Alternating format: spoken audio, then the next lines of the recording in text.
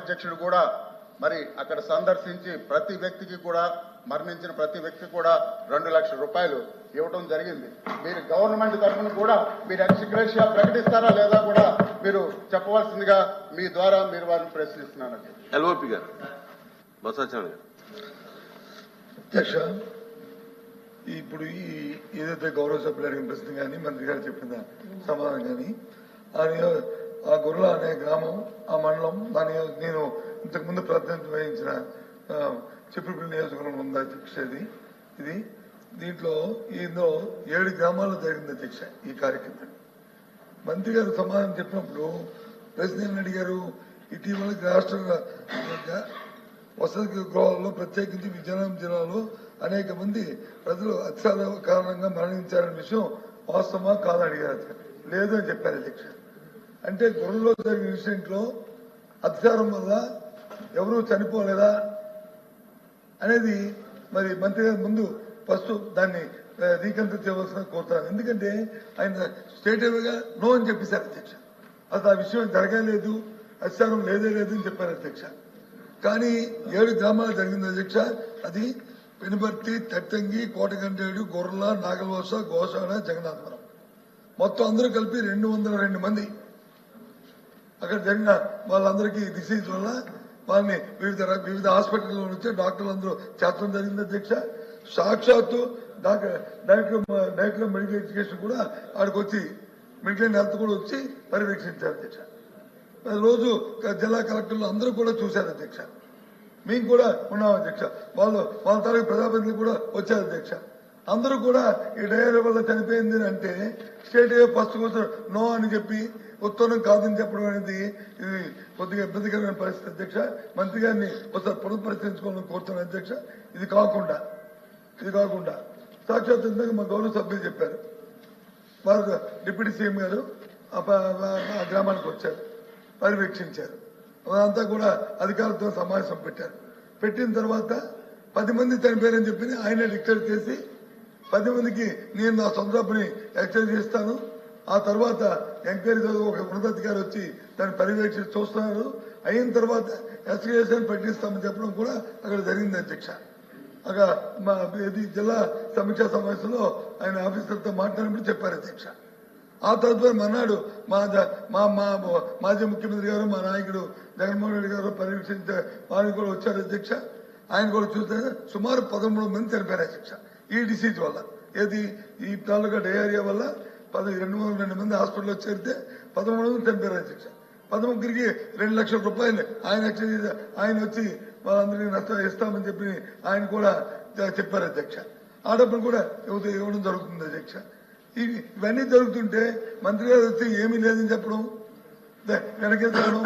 కాకపోతే జరిగిన విషయాలు వాస్తవాలు చెప్పి దాన్ని ఏ విధంగా దాన్ని అరికట్టాము, దాన్ని ఏ విధంగా రాకుండా చూసుకుంటాము, లేకపోతే రాష్ట్రంలో వివిధ జిల్లా ప్రాంతాలు వచ్చిందని ఏ విధంగా దాన్ని ప్రివెంట్ చేస్తాము చెప్పుకుంటే బాగుంటుంది అధ్యక్ష.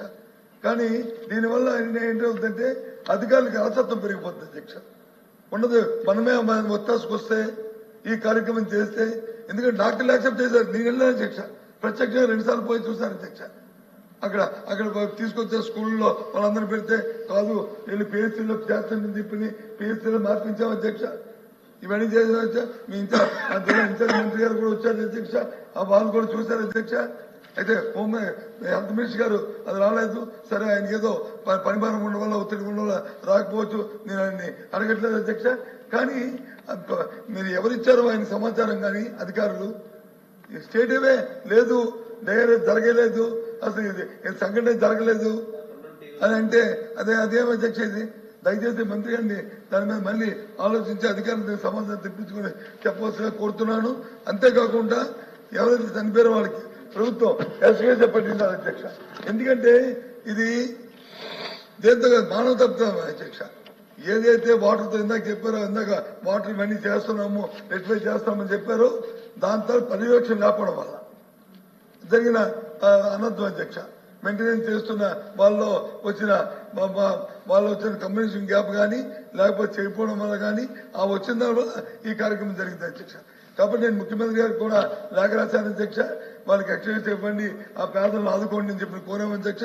నేను మీ ద్వారా కూడా ఈ కార్యక్రమం దీన్ని పంపిస్తాను అధ్యక్ష. ఈ నటుని చైర్మన్ గారికి చేసి నీరు కలుషితం కాకుండా రాబోయే రోజు భవిష్యత్తులో ప్రజలు డైరీని బారిన పడకుండా చర్యలు తీసుకోవాల్సిందిగా కోరడం జరిగింది అధ్యక్ష. స్లోపి గారు. సార్ వారు మాట్లాడినప్పుడు సీనియర్ సభ్యులు ఆయన మాట్లాడడం కరెక్ట్ కాదు, నేను అనలేదని చెప్పారు అధ్యక్ష. రికార్డు చూడండి అధ్యక్ష. మొదటి ప్రశ్న సమాధానం నో అని ఉన్నారా లేదా, అనకపోతే నేను వచ్చి నాది రికార్డు నేను తప్పైంది, నా మాట తొలగించాడు అధ్యక్ష. నాకే అభ్యంతరం అధ్యక్ష. ఆయన అన్ని మాట నేను ఉడికించాను కానీ నేను లేని మాట మాత్రం అనలేదు అధ్యక్ష. ఇంకా రెండో విషయానికి వస్తాయి అధ్యక్ష. వారు నేను ఆ నియోజకవర్గం 15 సంవత్సరాలు ప్రాతినిధ్యం వహించాను అధ్యక్ష. మొన్నటి వరకు కూడా మన మా 24 ఎలక్షన్లో దాంట్లో ఓడిపోయిన వరకు కూడా 15 సంవత్సరాలు కంటిన్యూస్ శాసనసభ్యుగా ఉన్నాను అధ్యక్ష. 15 సంవత్సరాల్లో రాని డయేరియా ఎప్పుడు ఏ ఒక్కరు కూడా చనిపోయిన నేపథ్యంలో ఈ 4 నెలల కాలంలోనే ఎందుకు చనిపోవచ్చు అధ్యక్ష? 5 సంవత్సరాల్లో మరి 4 నెలలు 4 నెలల కింద చనిపోవచ్చు కదా అధ్యక్ష. అక్కడ కానీ పరివార లోపం వస్తే నేను క్లియర్ కట్ గా చెప్పాను అధ్యక్ష. ఏదైతే ఇంకోటి అధ్యక్ష, జిల్లాలో ఎక్కడ లేని విధంగా ప్రతి ఊరికి కూడా ఒక పంపింగ్ స్కీము, ఒక ప్రొటెక్ట్ వాటర్ స్కీము ప్రతి ఊర్లో ఉంది అధ్యక్ష. ఆ నియోజకవర్గంలో అది గర్వంగా చెప్తున్నాను అధ్యక్ష. అది ఆ కార్యక్రమం ఉన్నప్పుడు దాన్ని పర్యవేక్షణ చేయాలి. ఏది టైం టు టైం దాన్ని క్లోరేజ్ కలుపుకోవడం, టైం టు టైం ఆ పైపులను వచ్చి క్లీన్ చేసుకోవడం, టైం టు టైం చూడడం, అవి ఆ కార్యక్రమం జరగదు అధ్యక్ష. ఈ 4 నెలల కాలంలో ఎవరైతే మెయింటెనెన్స్ చేస్తారో ఈ విషయాలు చెప్పడం నాకు ఇష్టం లేదు అధ్యక్ష. అయినా సరే మంత్రి అడిగారు కాబట్టి చెప్తాను. ఆ లోపాలు ఎవరు చేయాలి, ఎవరు చేయకూడదు, ఈ కాంట్రాక్ట్ నాకు కావాలి, ఆ కాంట్రాక్ట్ తొలగించేయాలి, ఆ వర్కర్ని తీసేయాలి, ఆ వర్కర్ మళ్ళీ కొత్త వాడిని వేసుకోవాలి, వాడి దగ్గర మళ్ళీ 50,000 లక్ష మళ్ళీ వాడి దోచుకోవాలి అని అక్కడ కొట్లాడి జరిగింది అధ్యక్ష. ఈ 4 నెలల కాలంలో వీటికి కారణాలు ఇవ్వధ్యక్ష. నేను అసలు అంతవరకు జోలికి పోదలుచుకోలేదు. అయినా వారు అడిగారు కాబట్టి చెప్తున్నాను అధ్యక్ష. పర్యవేక్షణ లోపం వల్ల జరిగిన అధ్యక్ష అంతే అధ్యక్ష. దాన్ని సర్దిద్దుకొని ప్రజలకు మంచి చేయడానికి ఆలోచించేయండి అధ్యక్ష. నీ మీద మీరు మా మీద మీరు విమర్శలు చేసుకుంటే దాని మీద వచ్చే ప్రయోజనం లేదు అధ్యక్ష. ప్రయోజనం లేదు అధ్యక్ష. అక్కడ గౌరవ శాసనసభ్యులు వాళ్ళని అడగడం అధ్యక్ష ఎందుకు జరిగిందో చెప్తారు. ఇప్పుడు శాసనసభ్యులు అక్కడ ఉన్న శాసనసభ్యులు మీ శాసనసభ్యులు కదా అధ్యక్ష, వారితో ఒకసారి సమావేశం పెట్టుకుంటే అధ్యక్ష అడగండి అధ్యక్ష, చెప్తారు ఏ పని ఎందుకు అది జరిగిందో, ఏ కారణం వల్ల జరిగిందో అది తెలుస్తుంది. అంతేగాని పెద్దానికి గత ప్రభుత్వం అంటే గత ప్రభుత్వం ఏం చెప్తే చెప్పండి. ఇందాక చెప్పారు గత ప్రభుత్వం. సరే ప్రభుత్వం మీ చేతిలో ఉంది, అధికారం ఎంక్వైరీ చేయండి, తప్పులు జరిగితే దాన్ని శిక్షించండి. ఎవరు వద్దన్నారు మిమ్మల్ని? మేము అడ్డుపెట్టిన ఆగితే ఎందుకంటే ప్రభుత్వం మీది కాబట్టి. కానీ దయచేసి నేను సూటిగా మంత్రి గారిని అడుగుతున్నాను. గొర్రెల మండలంలో మా అధికారులు వచ్చి ఒకరని చెప్పారు. ముఖ్యమంత్రి గారు రాష్ట్రంలో సమీక్షా సమావేశం జరిగినప్పుడు మీ అధికారులు మీరు కూడా ఆ సమావేశం ఉన్నారు. ఎండమండుగు అని ఆయన చెప్పారు. ఆ మర్నాడు ఉప ముఖ్యమంత్రి గారు వచ్చారు, ఆయన 10 మందిని చెప్పారు. అక్కడ సమావేశం జరిగిన తర్వాత ఇప్పుడు మీరు సభాముఖంగా 4 అని చెప్తున్నారు. చూడండి అధ్యక్ష, వాస్తవంగా చనిపోయిన వాళ్ళు 202 మంది హాస్పిటల్కి వెళ్తే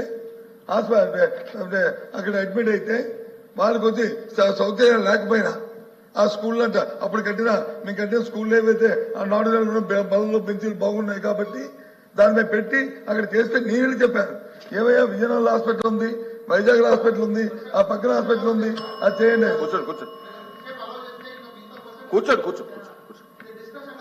కూర్చోండి, మీరు డిస్కషన్ పెడితే నాకు అభ్యంతరలే.